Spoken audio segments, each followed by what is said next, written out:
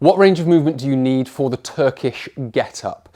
Now, the Turkish Get Up is a kettlebell exercises. You obviously can do it with other pieces of equipment, but generally it's known as a kettlebell exercise, and it's where you get off the floor up into standing, where there are two main ranges of movement that you need: hip extension and, more importantly, thoracic rotation. If you are struggling with your joint mobility, you need some help, just click the link below. Go through to my How to Improve Mobility workshop. It's a 2-hour workshop. You come to the gym with me. We go through consultation, assessment, and full workshop to improve the range of movement that you need for whatever reason. It could be squatting, deadlifting, could be Turkish Get Up, could just be everyday life. You're just tight and you need some extra range of movement. So if you're struggling with your range of movement and your mobility, just click the link below and get signed up to one of the workshops. Part 1, we're going to look at hip extension. Now, hip extension is a particular part of the Turkish Get Up. Now, for most of the Turkish Get Up, you need good motor control. So you need to be able to move through the pattern, and that takes control. But in certain parts, we need good hip, or in one certain part, we need good hip extension. So what basically happens is we come from this position and we stand. We get to here. Now, this is where I would recommend good hip extension. You can get away with minimal, so you can get to here and you can sort of slide through and come through. Now, for good joint health, for good overall health, I would recommend getting the hip higher, and that's what I do with people, because what that tells me is if you've got adequate range of movement and your glutes are working properly. So when we get to this position, and this is the bit that we're going to focus on, what we want to be doing is really extending the hip and getting up into this position. We've then got this glute working, and we've got the hip extension to be open there. And then what we can do is we've got loads of room here to lift up. This is where the stability comes in, to lift up, come through, and place the knee between the wrist and the heel there. Then we come up and up into position. So that is where we need the extension. So again, what we need to be able to do is understand what hip extension that we have, and can we get into the position? Because it could just be glutes aren't working properly and I can't get up high enough. So we have to understand, do we have adequate hip extension to be able to get up into here? Because what is going to happen as well is if you haven't got good glute activation, that's going to affect hip extension in and of itself. So if we can get the glutes working properly, then we can get the hip extending properly. But we have to understand that first. Is it because we've got restrictions through the front part of the hip and that's not allowing us to extend? Or is it glute activation that isn't allowing us to get up there, but we do have the glute activation? Or do we not have both? We don't have good hip extension and we don't have good glute activation. Because what we need to be able to do is get that hip up high. We've got the extension, we've got the activation. What we can then do, if we've got the weight in our hands, we can come through here, stand, and then we're up. So it's that important bit, and that's what the Turkish Get Up is trying to tell us, is do we have the right amount of hip extension? Obviously, there are different techniques to getting up in that position, but from a joint health perspective, that's the best way to do it, because not only are you working shoulders, knees, ankles, thoracic spine, the whole shebang, the hip is also working, and it's essentially telling us we have optimized joints throughout the body. But for now, all we need to worry about is, do we have good hip extension to get that hip up high so we can get that leg through and we've got loads of space for it.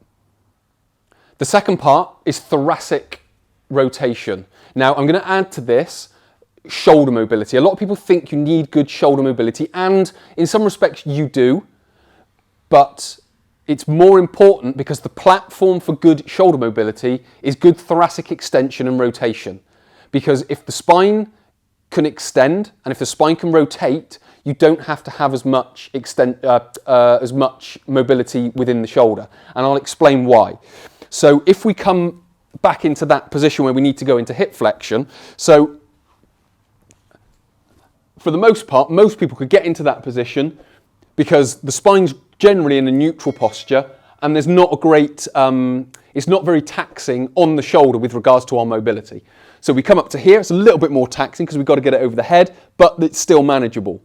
Now when we get to here, what we need to be able to do, because again, what the shoulder's trying to do is keep your arm vertical, because as soon as you move that arm there, obviously you've got a 12 kilo, or I've got an 8 kilo weight, pushing it down there. If we can keep it up, the lever is at its shortest, so the weight is at its lightest, if you will, because it's vertical.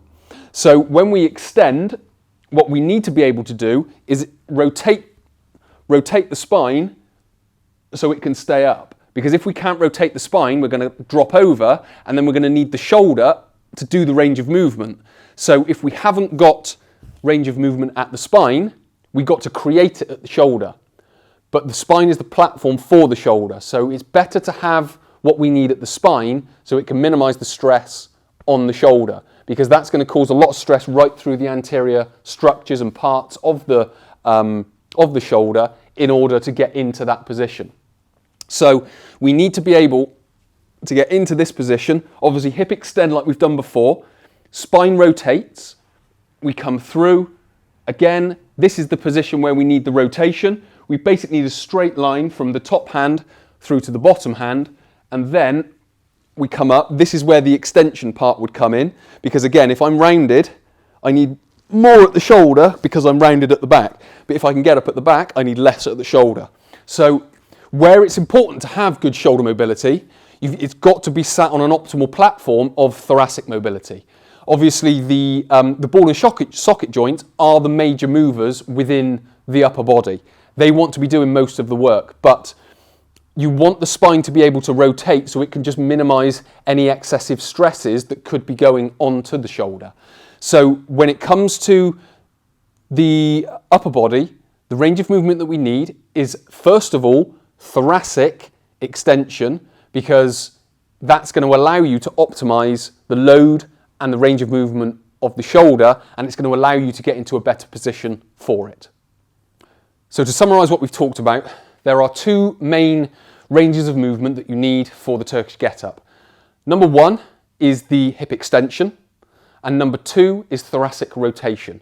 We need hip extension because it's telling us that we can get our hip in an extending position, we've got good glute activation, and then that allows us to get the leg under much more effectively. If we're right down against the floor because we haven't got it, we've then got to sort of manage and maneuver our knee under without a great deal of space. And if we've got weight on, again, that could be affecting it as well, because that could mean glutes aren't as active as they need to be. So again, we have to establish which one we have.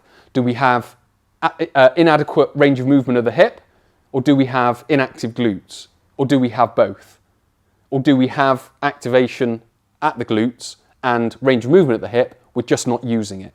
That has to be understood before we can move on with a proper program in what we need to be able to do. Because I could say, you need extra range of movement at the hip, you've got it, you're just not using your glute. So if I set you a program that increases the range of movement at the hip that you've already got, then you're still not going to get there, because that's not the problem, it's the glute that's the problem. So it's understanding that. Part two is the thoracic spine, and we need that good rotation and in some respects the extension when we get into the top position. We need that because it's the platform for the shoulder. If we don't have it at the spine, it's going to put excessive stresses on the shoulder, because if we can't rotate the spine out, we can't get the shoulder into the position that we need it to be, so we put excessive stress on the shoulder to get it there. So we have to understand that. And again, we have to go that same process. Do we have it and we're just not using it? Which do we have? Do we have good in the shoulder and good in the thoracic spine? We're not using it. Or are we limited in one of these, and which one is it? So when it comes to the Turkish Get Up, hip extension, thoracic spine rotation. If you've liked this content and you found it useful, please do leave a comment below, ask a question that you may have about anything that I've talked about or something that you've learnt. Also, click the like button and hit the subscribe button, hit the bell icon, and you'll be notified when I release my next tutorial. So many thanks for watching. My name is Chris for Whole Training. I'll speak to you soon.